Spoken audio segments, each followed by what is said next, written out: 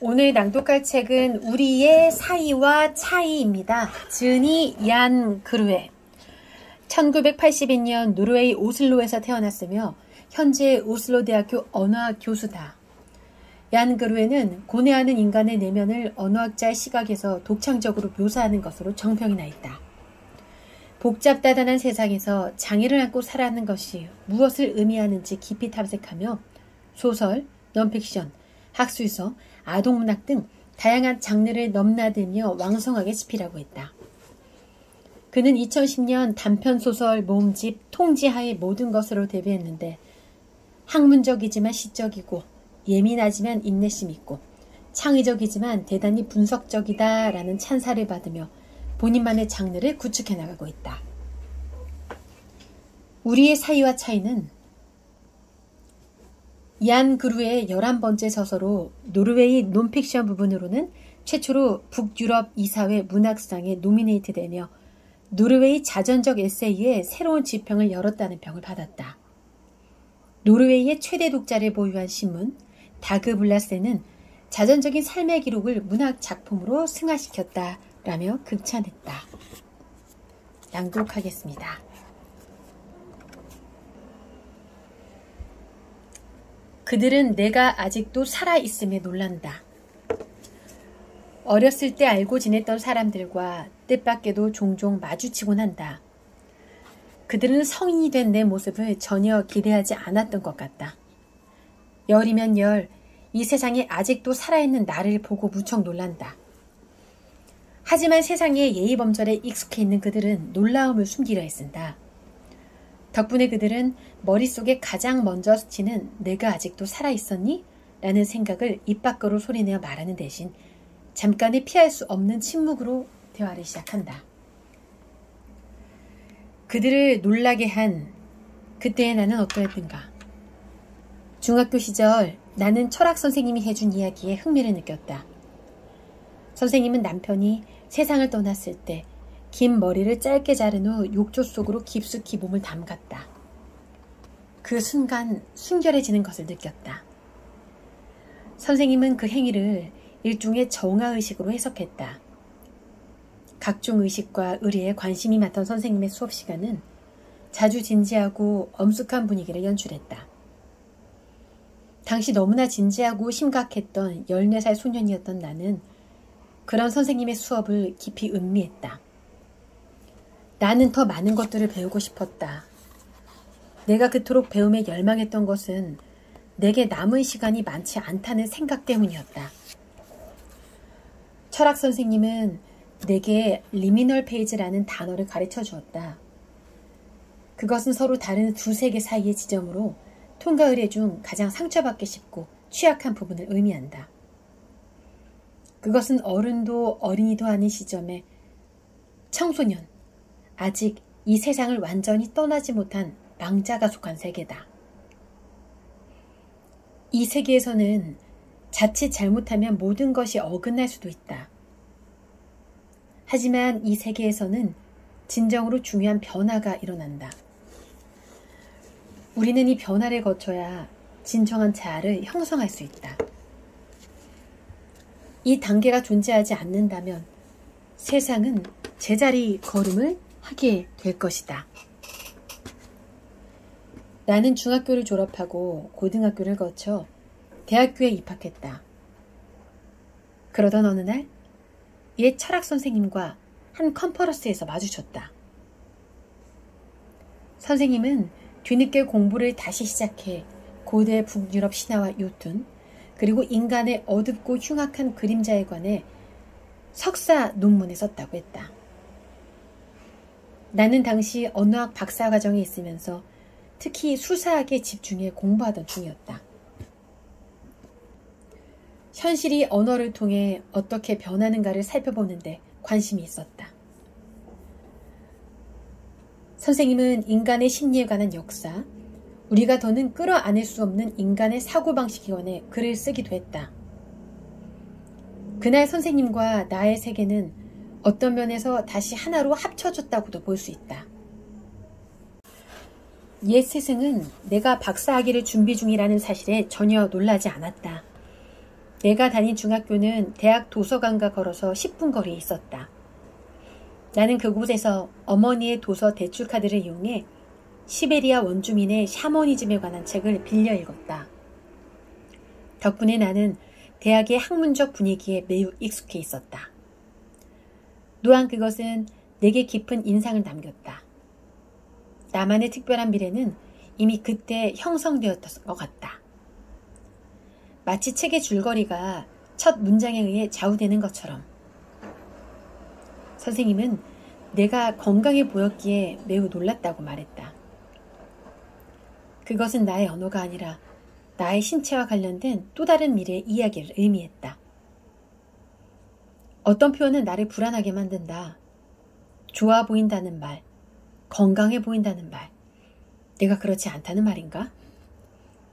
나는 옷을 정갈하게 입는 편이다. 나만의 스타일을 형성하기까지 꽤 오랜 시간과 노력을 기울였다.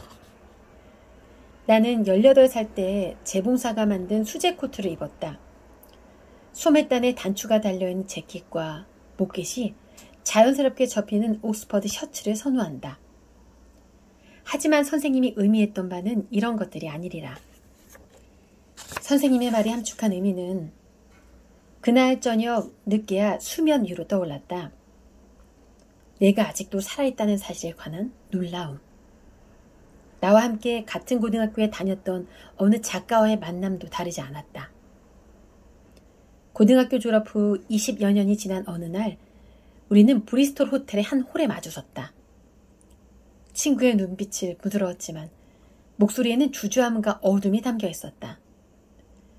친구는 학창시절에 모두가 내가 오래 살지 못하리라는 것을 알고 있었다고 말했다. 모두가 알고 있었다고? 나는 전혀 몰랐던 일이었다. 나는 그런 말을 한 적도 없다. 그렇다면 그 근거는 무엇이었을까?